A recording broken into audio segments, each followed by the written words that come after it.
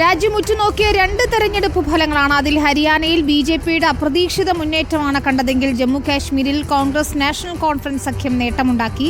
അവിടെ Omar Abdulla മുഖ്യമന്ത്രിയാകുമെന്ന് national conference നേതാവ് ഫറൂഖ് അബ്ദുള്ള ഇതിനോടകം തന്നെ പ്രഖ്യാപിച്ചു കഴിഞ്ഞിട്ടുണ്ട്.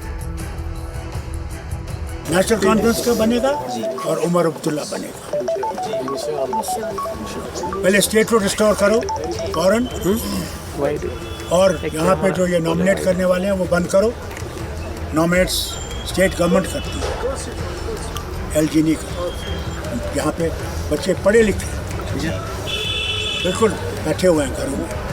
यहाँ ड्रग मैनेस आ गया है. उस ड्रग मैनेस को कैसे मुकाबला करेंगे वो करना है. महंगाई को दूर करना है, डेवलपमेंट करना है, टूरिज्म को कैसे बढ़ाएं उसको इंडस्ट्री देना है.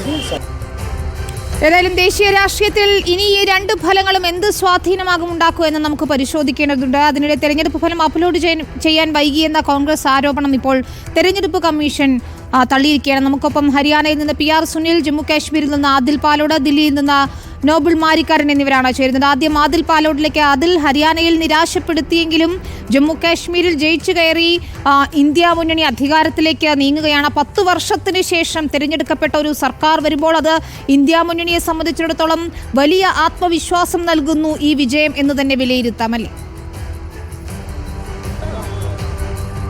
ഉറപ്പായും അങ്ങനെ തന്നെയാണ്. ഞാനിപ്പോൾ ശ്രീനഗറിലാണ് ഉള്ളത്. ശ്രീനഗറിൽ ഫാറൂഖ് അബ്ദുള്ളയും ഉമർ അബ്ദുള്ളയും താമസിക്കുന്ന വീടിന് മുന്നിലാണ്, അതിൻ്റെ ഗേറ്റിന് മുന്നിലാണ് നമ്മൾ ഉള്ളത്. ഇവിടെ നാഷണൽ കോൺഫറൻസിൻ്റെ പ്രവർത്തകർ ഇവിടെ എത്തി അവരുടെ ആഹ്ലാദം പ്രകടിപ്പിക്കുന്നുണ്ട് എന്നുള്ളതാണ് വളരെ പ്രധാനപ്പെട്ട ഒരു ദൃശ്യമായി നമുക്കിവിടെ കാണാൻ കഴിയുന്നത്.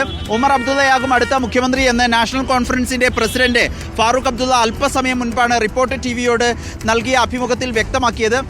ഉമർ അബ്ദുള്ളയുടെ വീട് എന്നാൽ അടുത്ത മുഖ്യമന്ത്രിയുടെ വീടാണിത് എന്ന് പറയാം. വലിയ ആശങ്കകളുണ്ടായിരുന്നു. നമ്മൾ ഇന്നലെ സംസാരിക്കുമ്പോൾ തൂക്കുസഭ വരുമോ എന്ന ചോദ്യമുണ്ടായിരുന്നു. പക്ഷേ തൂക്കുസഭയല്ല വരുന്നത്. കൃത്യമായ ഭൂരിപക്ഷത്തോടെ കോൺഗ്രസ് നാഷണൽ കോൺഫറൻസ് സഖ്യം ഭരണത്തിലേക്ക് വരുന്നു എന്നുള്ളത് വ്യക്തമായി കഴിഞ്ഞു. ഏറെക്കുറെ ഒരു അനിശ്ചിതത്വവും ഇല്ല എന്നുള്ളതാണ് കശ്മീരിലെ അവസ്ഥ.